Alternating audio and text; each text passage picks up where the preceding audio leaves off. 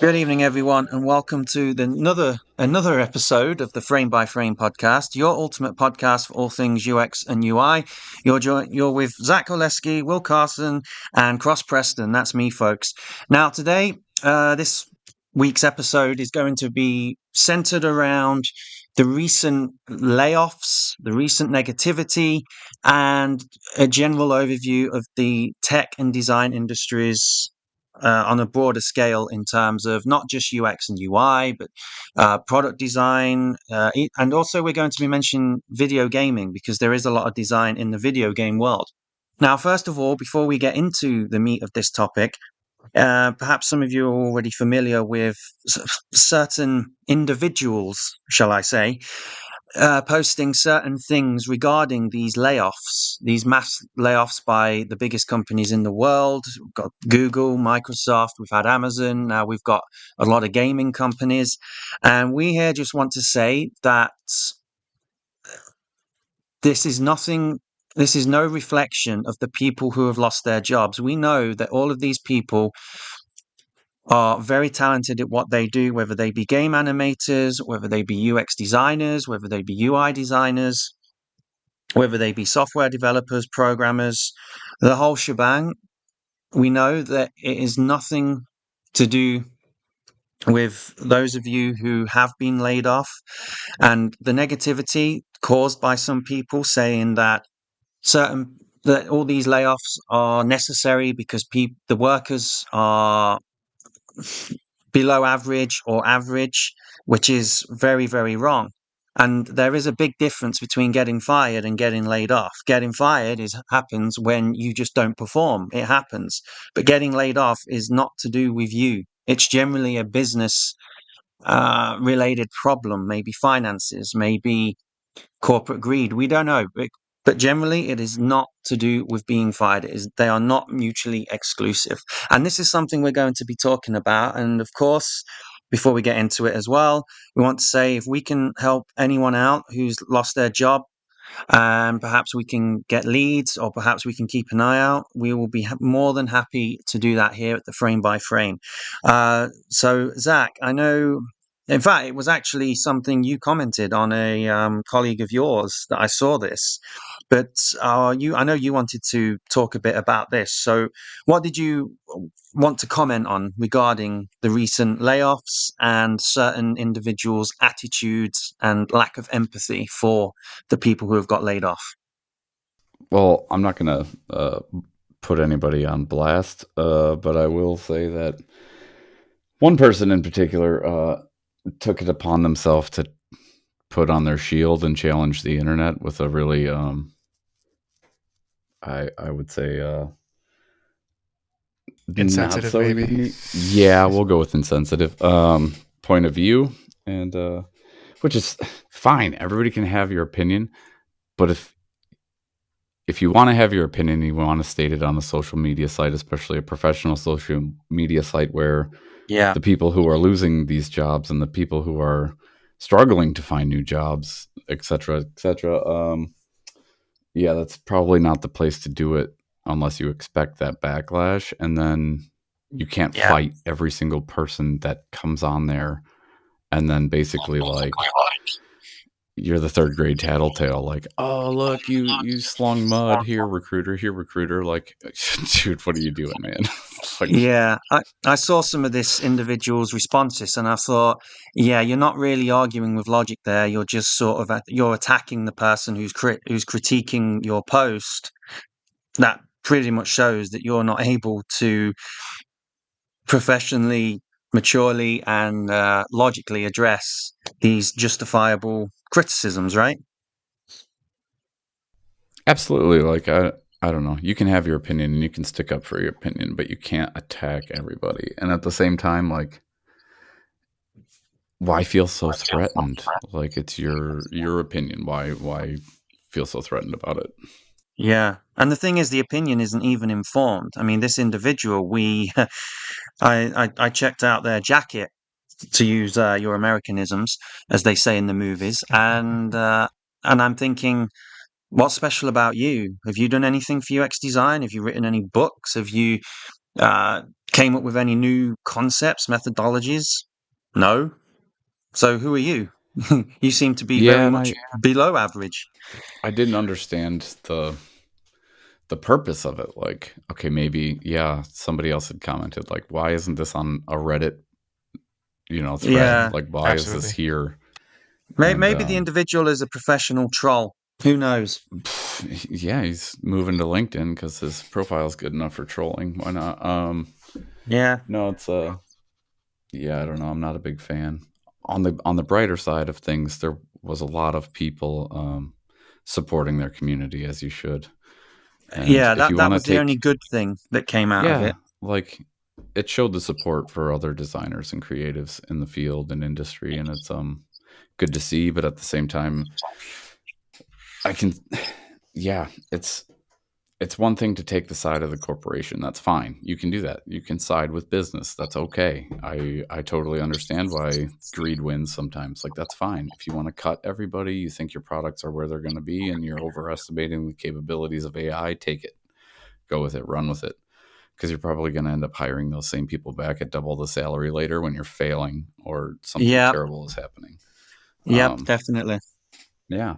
And, or maybe they get them at half the price because everybody's desperate. But at some point, there's a break. Like you can only make so many people jobless and homeless for so long until Yeah. you're bankrupt on selling. Like there's nothing else you can sell.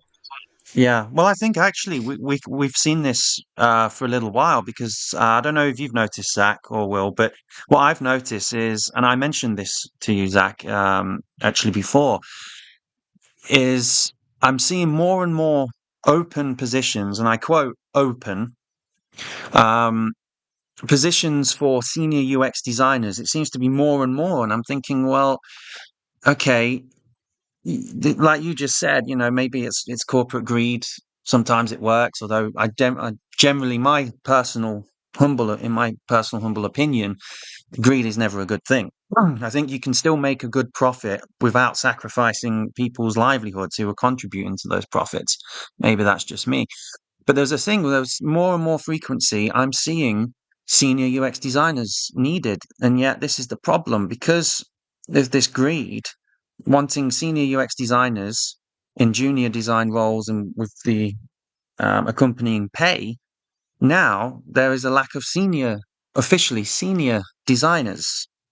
And of course, it means that there's going to be a shift again. So I think what you say is actually quite predictive of what's going to happen with these layoffs. That perhaps after a reorganization of finances and stuff, it'll be, maybe some corporate nimrods will think, oh, you know what? We actually need to get these people back. But then if smaller companies or startups are actually taking these people on board, sure, the salaries might not be quite as high, but if the job stability is there, then why would the people who get laid off want to go back to the companies that laid them off instead of staying with companies that take them on and acknowledge their talents?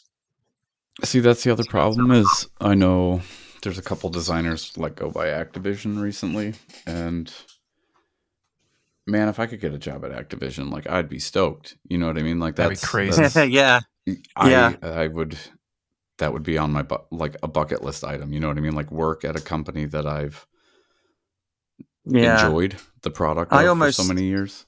I almost managed to Um, get a job at Rare, actually, the ones who produced GoldenEye and Conker's Bad Fur Day. That I'd have been Oh, stoked nice. for that as well. Yeah, but that's a I lost. classic video game, by the way. Conker's Bad Fur Day was like Oh, the end of my childhood. yeah, it was the best. Oh, but the thing is, I lost out in the interview to someone who worked at Game Breakers. So go figure. I was only 18 as well, so yeah. Sorry, I didn't. I was digressing. Sorry, Zach. I didn't mean to. Oh, it's fine. But yeah, some of the people that worked at Activision, like that was their.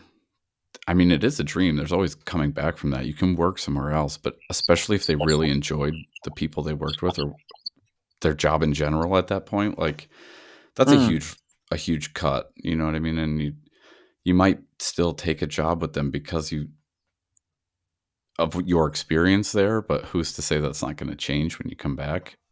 That's the risk you take. You're rolling the dice. But I can totally understand the mentality. Like I know if I were laid off from somewhere and I enjoyed that place so much, if I got another offer from them, I would think twice before taking it. But I mean, come on, you're probably going to take it if your heart was there. Yeah, but then having said that, though, if your heart was there, but their heart wasn't, I mean, if it's the same people, would it not make you skeptical about the same thing happening, 3 months, 6 months, or a year down the line? Oh, absolutely, and that's where I think you got to go with your senses on that. Like, don't go with your heart, go with your gut, or at least you use a little common sense the next time. Like, okay, they're making me an offer. Yeah, This is what happened last time. Take it into account and just make your sometimes the head decision. But has to overrule the heart, I think. yeah, Sometimes, um, not all the time, one but sometimes. one company I would actually really enjoy working for is Nintendo. Obviously, I had a Nintendo in 1986, so I had That'd a be it's I fun. had a Nintendo. I had a man, NES. Mario, man, we would have little parties with the neighborhood kids. Oh, and then Yoshi made it on the scene, and it was like game Yeah, over. And then they Super did the Mario Mario World. Tetris. Whoa. And then what was that? Yeah, Wario Tetris was out for a while. Um, that was afterwards. Yeah, when they introduced Wario and Waluigi. Just as a quick bit of trivia, for our listeners, I was in a pub quiz the other week down in Dortmund, and there was a question about what is the oldest gaming company, and it was actually Nintendo. They were from, I think, 1890 or something. They were doing games like board games and stuff, Hmm. And I and it's think actually the they were oldest gaming originally company. like a toys company before Yeah, electronics came on. yeah, they're the oldest gaming company. and then they put out Duck Hunt slash Mario cartridge game, and then it was over. Yeah, mind you, I Um, must admit, even though I had a NES and the SNES and I loved them dearly, and I did play the N64, I must admit I was always a Sony man. I was always for me the PSX best console ever. But anyway, again, I'm sorry, I'm going but off on a yeah, I don't. tangent here. I Yeah, I prefer Sony as well, but I still own a Switch. Like I love Nintendo, especially because of Zelda. But no, I don't know if you guys saw, but yeah, Mr. CEO of Nintendo made a public statement that they are not going to follow the lead on this I did mass see layoff something like trend. that. I And did see yeah, something like that. he basically stood up for his employees, and they all took a cut, and their employees get their paychecks. Like that's the way it should be, That's awesome. especially when your Yeah, company's making I money. think Like I think that's the sign of a good company that has heart because if your employees are willing to take the pay cut but still have enough, for their day-to-day lives, then that shows that they really enjoy working there, which I think is the most important thing in a in a working environment. You have to enjoy the job no matter how much money it pays or how little money it pays.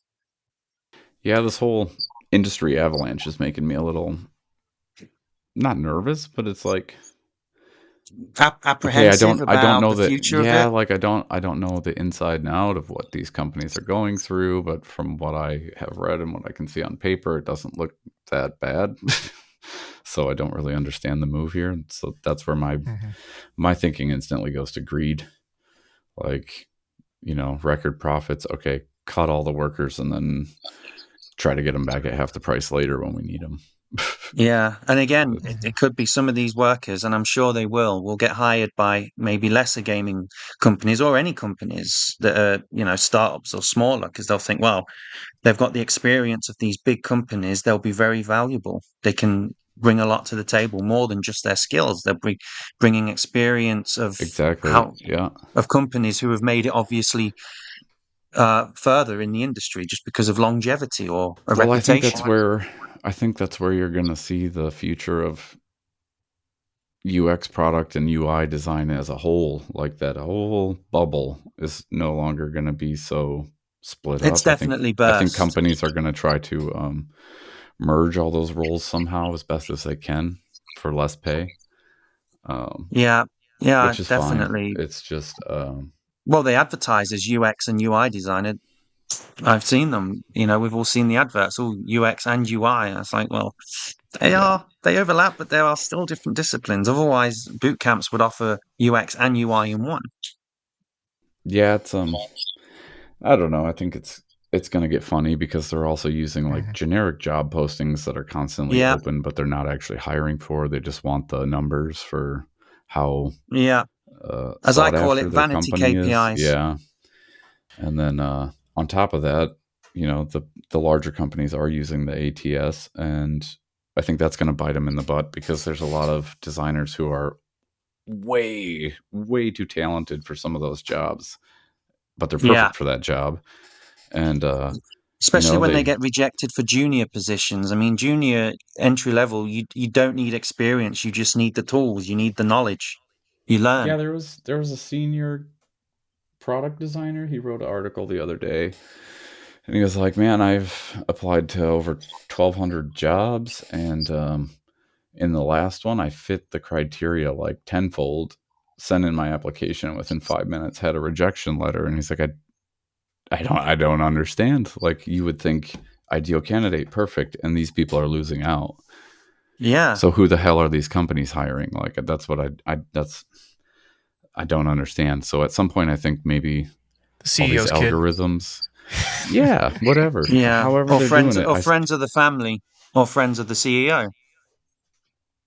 But yeah, sometimes, I'm sure there's a lot of sometimes like these positions are inside. already given internally. Though it's quite often it's the case.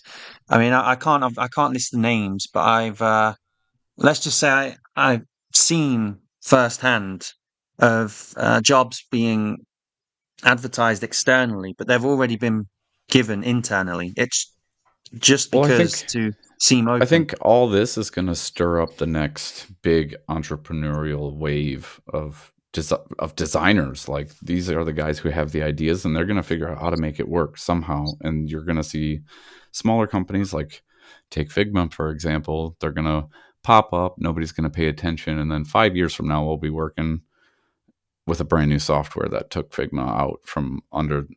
Like they Yeah, just came up out of pulled nowhere, the rug and from under their feet. Yeah. I, and uh, I I would like to try to backstep just one or two little topics here because there is a potential for a lot of frustration. Like we mentioned about a minute ago, like we're all pretty sure that these UX jobs are going to become like, hey, I want you to handle the research and the UI and the AI part of it. I want you to do everything, Mm, but then also not pay for all of these job functions in the same role. yeah. Of course, this is going to be frustrating in the moment, but when you think about every technology increase over human history, like we have never experienced like pay increases in accordance with additional responsibilities. Like at the creation of the wheel, you think people were paid like 12 times more because they were able to do things 100 times faster? Probably not. Like it became No, expected no. very quickly that everyone can use the wheel, and like that that is what happens with every new technology or every new advancement in every industry. So in the moment it might sting that we will be expected to handle research and UI and everything else, but that really only comes along if our technology allows us to handle everything. And it really is getting there. And like sure we won't get double the pay or anything, but probably no one's going to get double the pay of this, except for like a few people here and there. But that's the way it's been with all tech increases across all of humanity. Otherwise, oh, we'd all be absolutely. trillionaires by now. Yeah, and I'm fine with the pay scale balancing out. Like, it did get a little extreme. Some of the job postings and the offered salary I saw was like, really? Wow, okay. Yeah. Sure. But yeah, the more recent job post salaries, when they do post it, because I noticed that's changing too a lot, don't even care to post anymore how much they're willing to pay.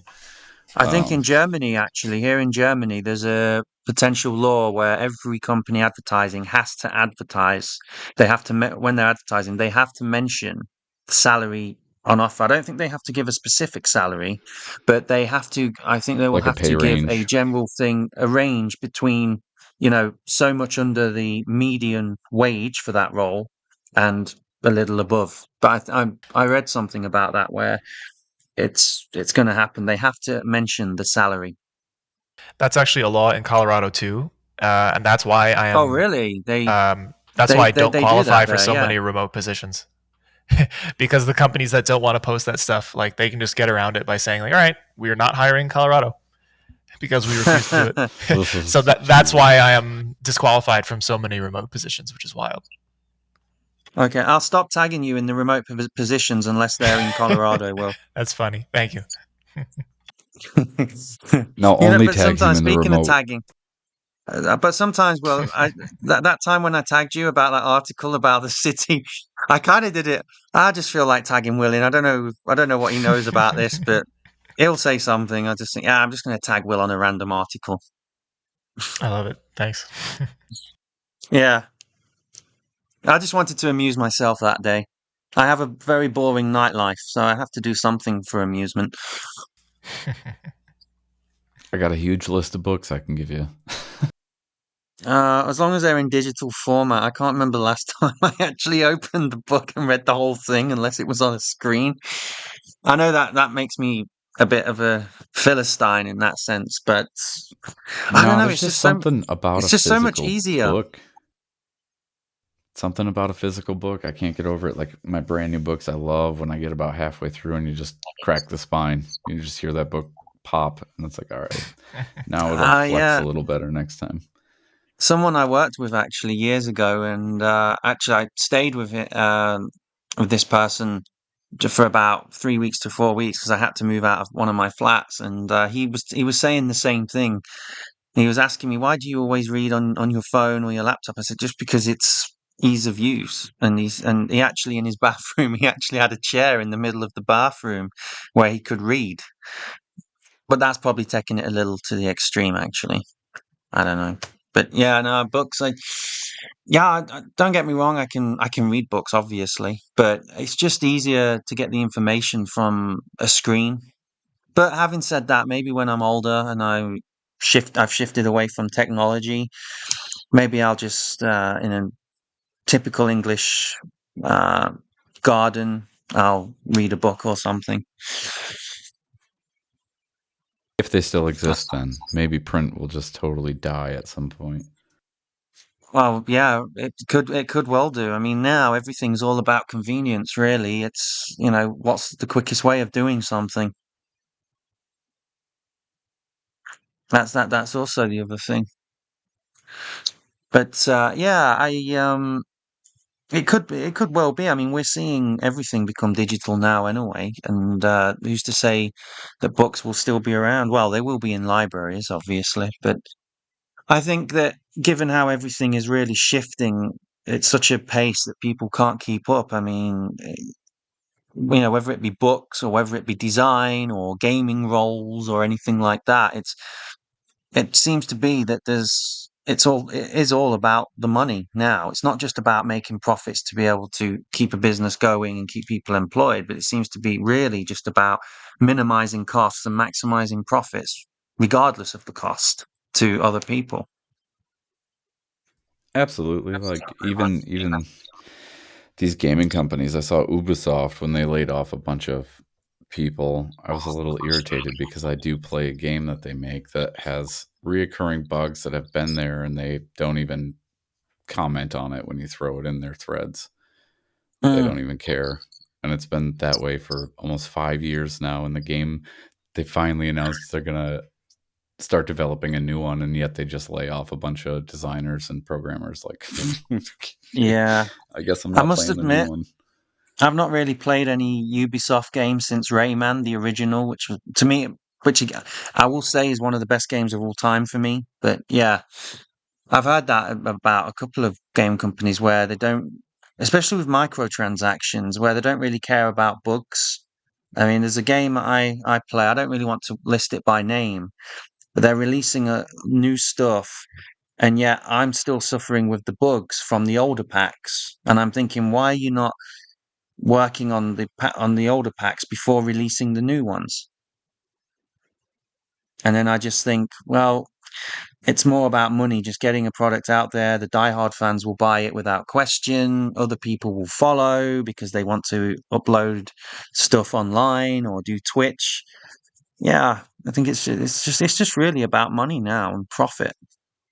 Sadly, It's that settling for mediocrity. I think that's got a lot of companies going right now. Is the more content we put out and the more we can charge for subscription for the newest content regularly, um, the better.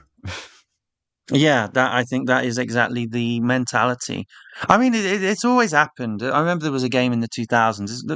Companies did it before, although I would say on a far more, um, I don't want to say ethical, although I would say it is ethical, but on a better scale in terms of expansion packs. You know, the odd time, maybe like Age of Empires or even on the PS2. Like, for example, there was a series called Dynasty Warriors 3, and Koei or Koei, depending on who you ask, released the odd expansion packs, such as Dynasty Warriors 3 Extreme Legends. But it was worth the money because it wasn't as much as the main game, but it was worth the money in terms of all of the extra content, characters, and everything else.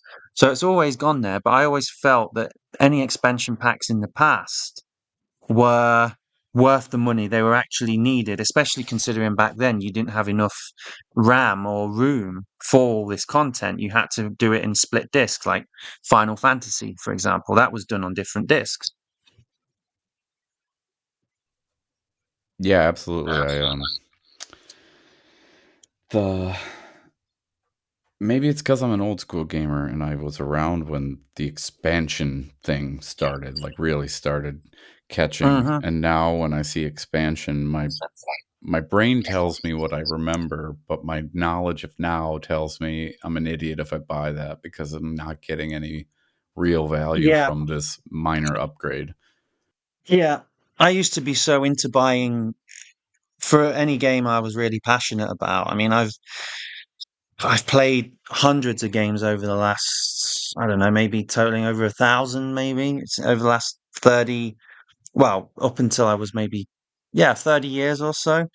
Uh, and I was always keen to get them, but I wouldn't rush out to buy uh, any updated packs or expansion packs because I know they're going to be full of bugs.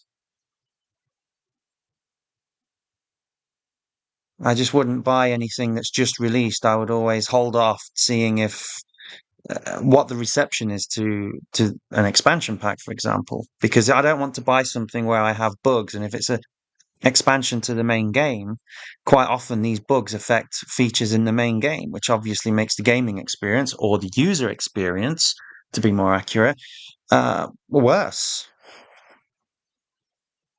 Yeah, a lot of the newer like updates, especially with this Ubisoft game that I play, I play it with people that I grew up with back in the States, so it's like that's my one day a week that I actually will do something other than art or design related or Or any other thing. marathon I running.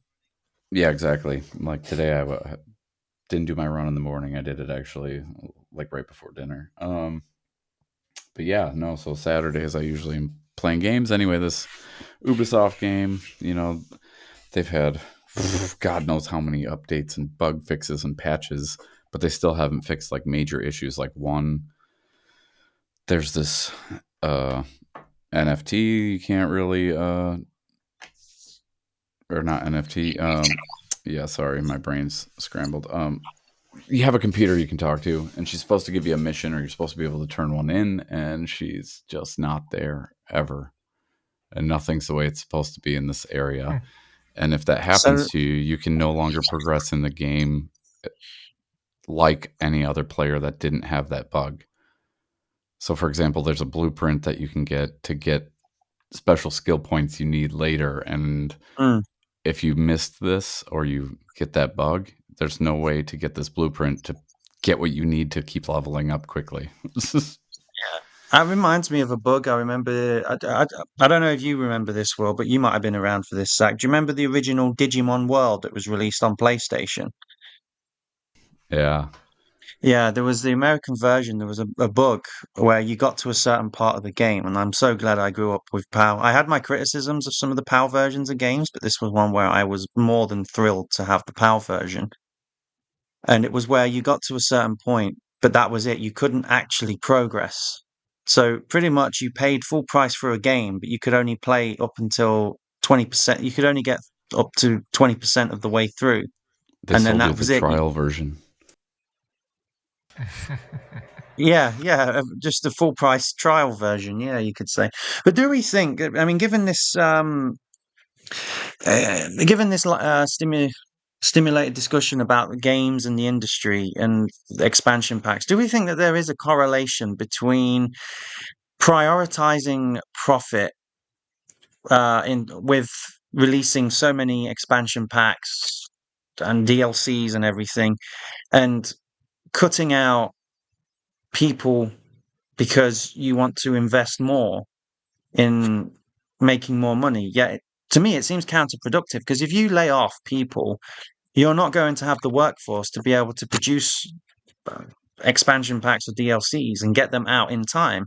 But if you rush them with the skeleton crew that you probably have, you it's just going to be full of bugs. So I don't Yeah, but think maybe a lot anyone of these wins. companies, maybe a lot of tech companies in general found that a mediocre product is okay. Is And when enough. something happens, yeah, it's enough to release it Yeah, and to let as it long as out it does there. its job. Yeah, and you know what? They found that users will probably put up with it if it's the better option or the only option as far as games are concerned. If you like a franchise, it's probably with one specific company, and you're gonna have to buy it from them if you want to keep playing it. And And then Yeah, also, when it comes to just like expansions, like I'm sure it's easier to put out an expansion than it is to put out a whole new game, because you already have the engine built for your game and everything. You already have your content schedule, or at least you have a sample of what your content schedule would be.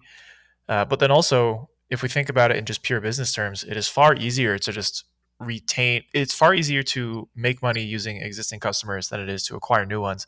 And with expansions, you're pretty much just catering to your current customers. Whereas, like with the new game, you have to worry about everybody liking it. Whereas with the expansions, you already know that your current player base likes the game, so they're more likely to buy the expansions. yeah. So I wonder if that's part of it. it's I definitely I think got it to be in is. their It strategy, has to but be. Yeah. Well, the thing is, we've got companies now. Whether if you buy software, pretty much most people are going to buy from a particular company. If someone's going to buy hardware, again, there's a particular company that people will buy just because everyone knows of it. Even if you're not in the field, you're not in the industry, you're just a casual consumer. You pretty much know that. I guess people think something, as long as something is dependable, even if it's got bugs or it's flawed, it's just more convenience, I think, whether it actually is convenient or not. yeah, it goes back to that we've always done it this way. Like at some point, the last Battlefield that was released, if we're going to stick with game talk for a minute, the last Battlefield that was released, I did not buy. I refused to buy it. It came out way too soon after the previous game, and that's usually where games start to go downhill. Like Call of Duty, I used to be a Mm, fan, and then it was like every I did 6 as well. months they I had a used to be new a one fan of that. coming out. And I don't Yeah, need it to got I, ridiculous. yeah, I don't need to shell out 70, $80 for a game every 6 months. Like, come on, man. Like you could have done seasons like Battlefield does seasons, this other Tom Clancy Or game I Fortnite play, does seasons. they yeah, so like it's their way of doing the expansion. Like, okay, it's a new season, here's some new quests, here's some new things available. They can reuse content that they have in the game. They can reuse, characters. They don't have to completely build a whole new game. They can add new sections of a map. It makes sense. They don't need as many people, but at the same time, I'm not playing Battlefield anymore. Like I haven't picked up that game in so long, and it's because the newest Same. one they released ruined it for me. Like I wasn't buying it; it wasn't worth purchasing, and the people that did purchase it ended up going back, and I was watching those waiting rooms just fill up. And it's like, oh, so everybody gave up on the new game, and they're coming back to the previous version, and now it's just emptying because people are bored. Yeah, So that they're going to happens. look for something else. And so I think companies have to think about that too. Like, yeah, it might be easier to keep your same customers and just give them new features or new content, but at the same time there is a reason for, you know, doing that big Yeah. Well, I redo of think a the game or majority, the majority, I think, will do that, Zach. I mean, I used to really like my favorite Call of Duty was Black Ops. I used to love that one, but eventually it got to the point where, like I'd be in a waiting room, and you'd be lucky if you got three more people to join because people were playing the more modern installments. Yeah. Do we think? In fact, I'm glad we brought this up because I think we can actually connect the dots here. Is Do we think that quality has generally gone downhill? I mean, for example, startups. When we were mentioning about the layoffs and about how startups will probably be the ones, or smaller companies will probably be the ones who will have the foresight to hire these people with experience in these big companies, and along with having experience in their uh, give any given discipline or field. Do we think that it's always the case that the bigger a company gets, yes, of course, when a company gets bigger, they hire people, but do we think it's like the empires in history where eventually they will crumble and the quality will just go downhill? For example, I always say it, I think the Fender bass guitars of today are nowhere near as good as the Fender bass guitars were in the 60s and 70s. Do we think that every time a company expands and grows, that the quality isn't there because they've already sold their brand and people know it, as I mean, in they That's don't have to try?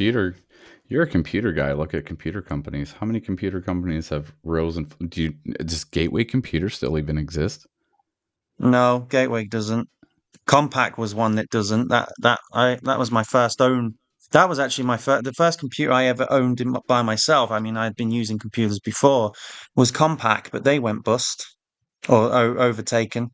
And Dell's still huge, but they were bigger.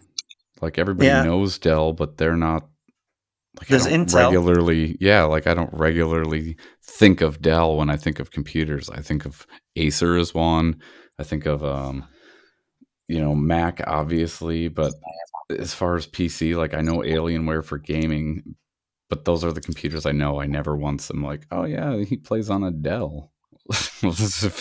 Yeah, yeah. Oh, it's there's interesting. hundreds of them that have come and gone. Hundreds of them. I like that you mentioned that hundreds have come and gone because that's probably the case for every industry ever. Now, in the Yeah, of conversation of like, course. has quality gone up or has quality gone down? I think that depends on the window of time you're looking at. Because I think this is very similar to the stock market. Like, if you follow just one stock, like it might fizzle and die. But if you look at the whole thing, if you're in the U.S. and you know what the S&P 500 is, like the stock market has only gone up since its inception. Like on average, the S&P 500, which again, those are the 500 biggest stocks basically in the U.S., that has an average return rate of 10% over a long period of time. But if you look at it on any one day, it might go down. Like I think it's the same thing with our technology and its quality throughout human history. It's Like down at the minute, we actually. might think I'm glad you checked. Thank you. Um, but like sometimes our games I'm might feel interested like, in oh, we had a stocks, bad game so year. yeah. Mhm.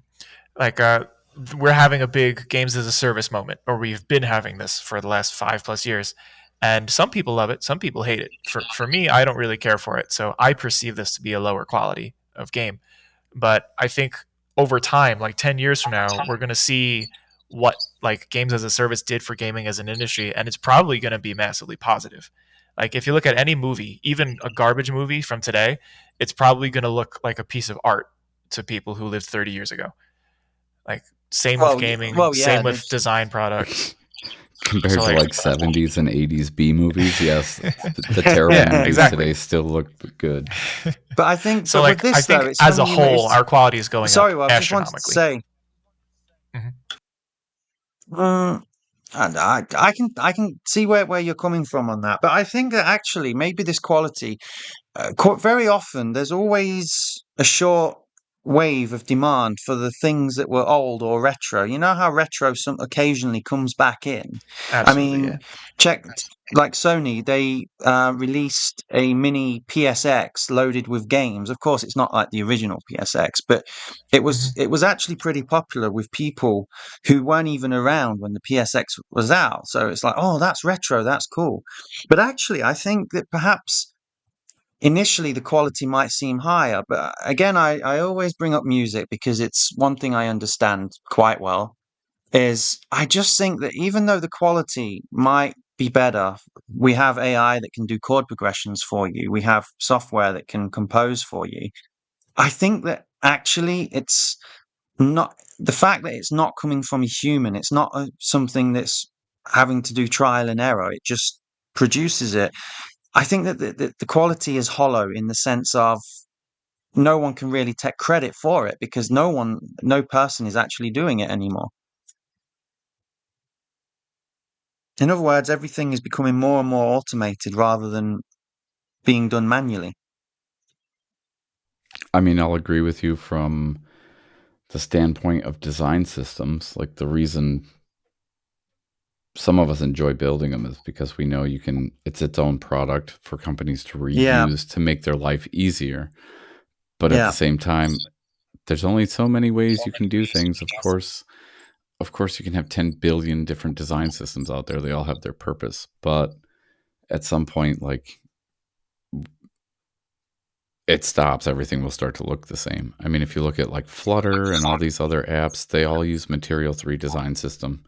Apple, I Mac, use it too. um, the entire the entire brand for Mac uses the flat design. Like it's at some point it all settles somewhere and it's all going to look the same. If you look on the internet, everybody uses one or the other design style.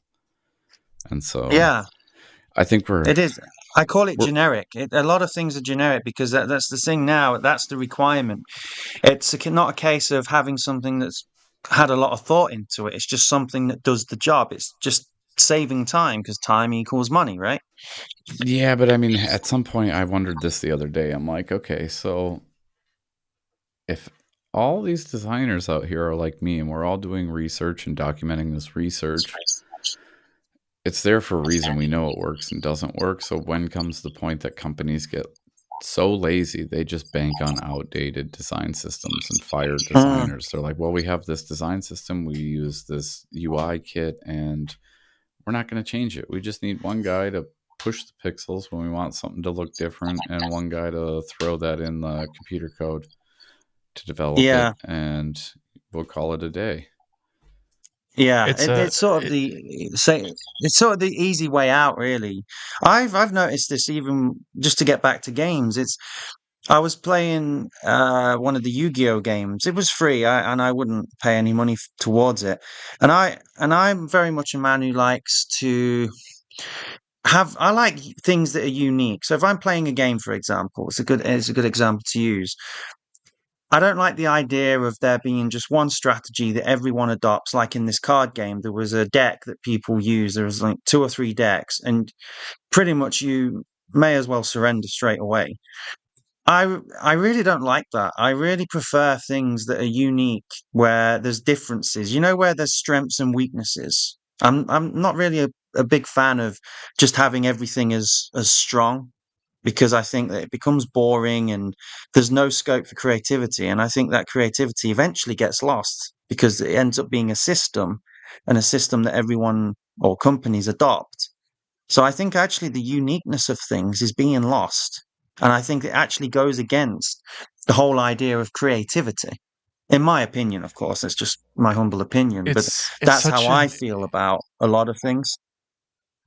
it's such an interesting like thought experiment to do because when you're thinking about entertainment, like absolutely we want variety. We want as many options as possible. We want to find something that we can sort of apply to our own personal brand so that other people pass us on the street like, oh, you like Yu-Gi-Oh, I like Yu-Gi-Oh. But then when it comes to things that are purely like utility based, like I don't want to be challenged. If I'm like searching for a new tool, I don't know why I would ever go away from Figma, but if I'm searching for a new tool, absolutely I do not want to find something that is opposite of Figma. I want something as close to Figma as possible so that I can get down and actually start using it ASAP. And if I start thinking about like products or software that are used by anyone in a fast-paced environment, like I work part-time at the nearby restaurant and I use Toast. And Toast is rolling out an update and it's going live for everybody on January 30th. Like there was like a 3 or 4 month period where you could try it out, but it's going live in a couple days. We're recording on January 28th, and I dread this update because I know the version of the product I know, and I do not want to switch. I imagine it's the same thing for medical professionals. Like if they have a product that works for them, like if they go to another hospital, there's no way they want something that's different unless there were some major flaws in their previous software. But like if they have a software that works, you just want to stay with that software like forever. So it's such an interesting paradox that like we're designers, we want to try out new stuff. Enjoy my voice crack, everybody. Uh, we want to try out new stuff and styles, but then also like we don't want to challenge our users to learn new ways of doing things. So like if everyone's used to Google Material Design 3, like of course, me as a product designer, I'm going to like take bits and pieces from Material Design 3 because I want my users to be able to use the site with zero questions and with all the comfort in the world. And so that's such an interesting idea that like we want to be creative, but for our business goals and for our user goals, we do not want to be creative because we want to provide as smooth an experience as possible. Well, Yeah, I found a I lot of think there's a way times to like get the we balance between that. Sorry, Zach. Sorry, Zach. Go on. oh, I find a lot of times that even though we are using these systems, the user will surprise the hell out of you firstly. And usually it's based off of what actions they're performing or what they're using this tool for that you're designing. And that's where you'll never run out of the need for research because there's let's take productivity apps for example. Like there's a million of them out there. Some function great for everything, but at the same time I'm not going to use the same style productivity app if I'm doing like big deals and sales, or maybe marketing would be totally different than what I need for design. I'm not gonna run a Kanban board the same way for every project I'm on. Uh, so that's where the research still needs to happen. But I think we all stick to the similar patterns because that's what we need if it's a work utility. But I think like games or stuff that's not like income generating based, so like shopping apps, they all function the same and they Mm. all start to look the same because that's a funnel that works and it gets exactly what the company needs, which is they need the money The coming in profit and the purchases margins. made. Yeah. Yeah. Well, I don't think it has to be either or. I think that there should be a balance. I mean, of course, something like the medical industry, where it is really a matter of life and death. Of course, you want to have you as the doctor, as the patient, you would both want to have the most secure, safe method of or the way of operating. But I think that when it comes to apps, I mean, for me personally, I mean, professionally, I will always work according to what the company wants in the product. I may give my ideas, but ultimately it's about designing for the product. But for me as a user, any app that I may use, I want to have it where it doesn't look the same as any other app. I want to know that a company's advertising its brand, not with aggressive advertising and marketing, but just with something subtle. So perhaps, I mean, let's talk about iconography. I think it's widely accepted that the settings icon is that standard cog. We've got the hamburger menu. Sure, there are apps that might have the top and bottom line shorter to make it look more like a honeycomb. But as a user, I would like to see more creativity in terms of the app. So something that I think, oh, that is definitely this company, this is definitely that company, without obviously sacrificing the practicality. I mean, for sure, settings I associate with a cog, but it doesn't mean it has to be the same cog. You could have a cog that has a drop shadow effect, or it could have a chromatic effect, just something that adds a little uniqueness to it. But then, of course, designing apps, the more the more unique you try and make an app, the more time it takes. Of course, there are project deadlines, project budgets, and what have you. But I think that there could be the balance there. I think there is one out there, a balance, but I just don't think it's been found or it's been looked into. because of all the rushing around. Well, the whole world is in a rush. 24 hours is not always enough for people. Yeah, I think that's where Hmm. design itself is changing too. Like everything's I think that's the biggest problem at the moment is everything's kind of in a weird spiral. Like you have AI coming up, the industry itself is up in the air. You have games industry that's become kind of stagnant, if I may say Mm, so myself. This is my only my opinion, but I don't think games have introduced anything new in a long time. Like there's not been a single no, game I'm excited about. Like everybody raved when they announced the new Grand Theft Auto. Great. I've been playing it since the old computer version where you couldn't the really tell if original it was a GTA, car. yeah, Yeah, like it was rectangles driving around with a little circle as your head. bird and a Um, bird's eye view, exactly. Yeah. And still fun. yeah, I mean, it's absolutely it's great. I remember playing all of them. So yeah, it's nice to Yeah, hear there's a same. new one, but I wasn't excited about it because like I wondered to myself how over the top is this new one going to be. The other one had a great storyline. I'll still check it out, but it wasn't like, oh, groundbreaking game of the year. Like, no, give me Yeah, something really out there. Like, give me something cool. We But had again, Baldur's that's Gate 3. I entertainment. don't know what you're talking about. well, just to because since we're just on the subject of gaming, I mean, we'll be wrapping up anyway shortly. But I must admit, I feel the same way, Zach. I've not really come across up until I played Resident Evil Village. Now, maybe because the last Resident Evil I played was the original Resident Evil 3.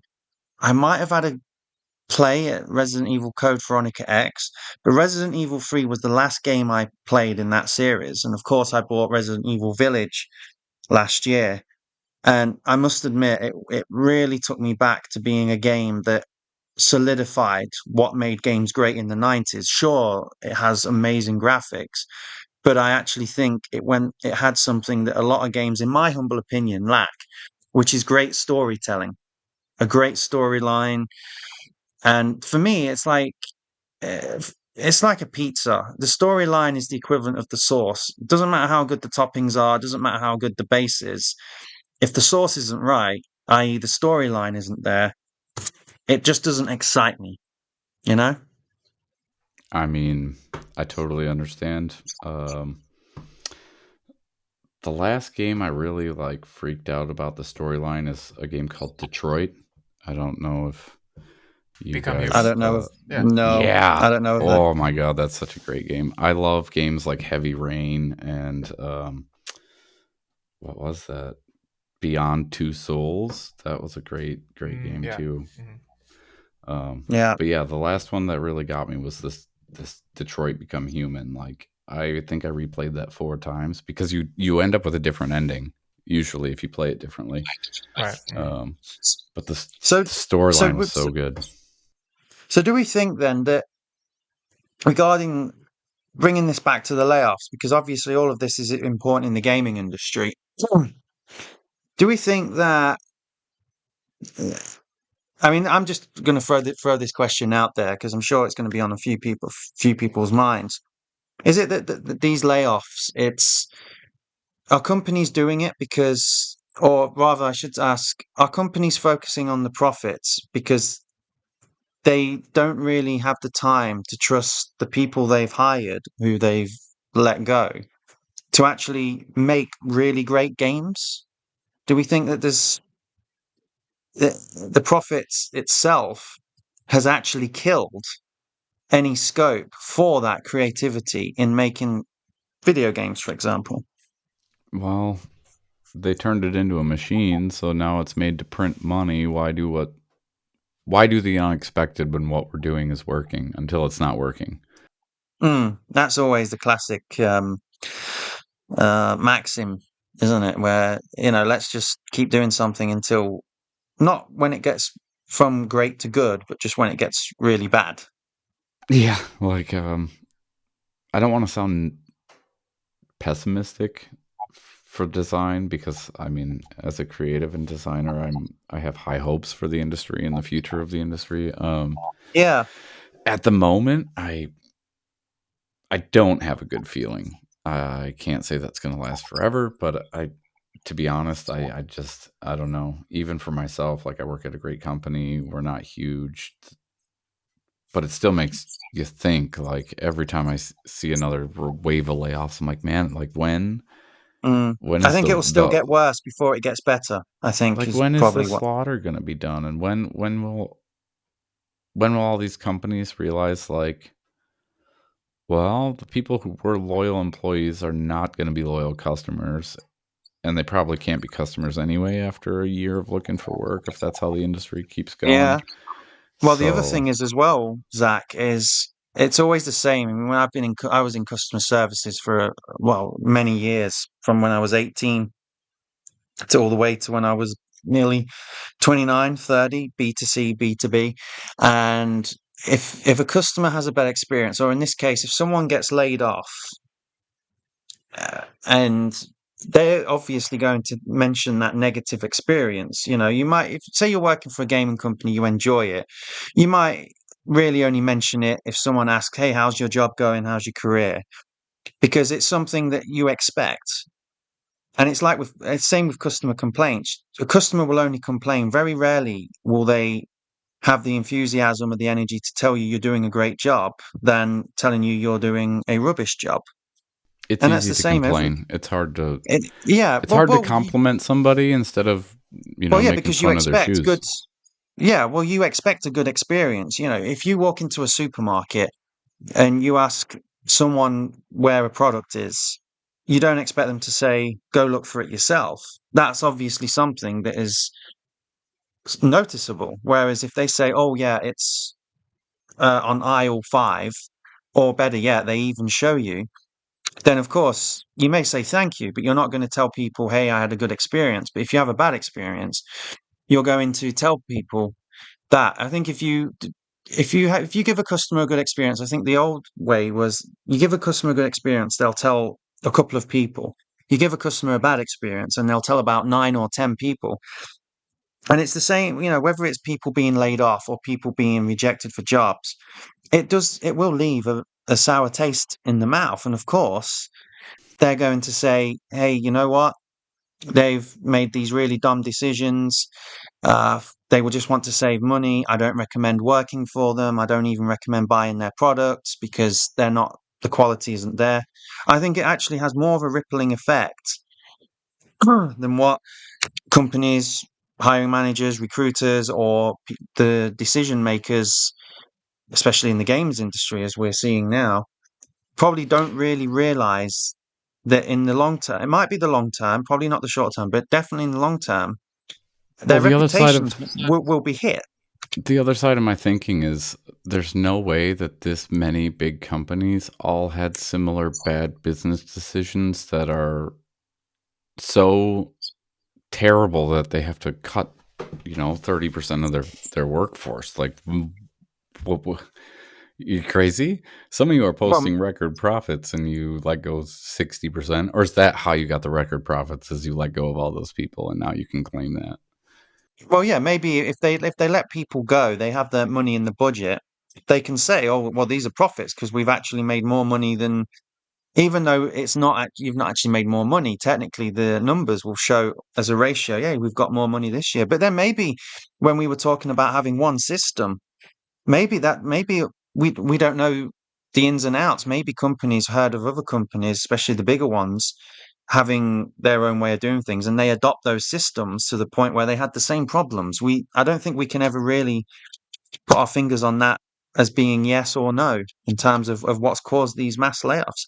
I mean, I know we're about to wrap up. Will, do you have anything?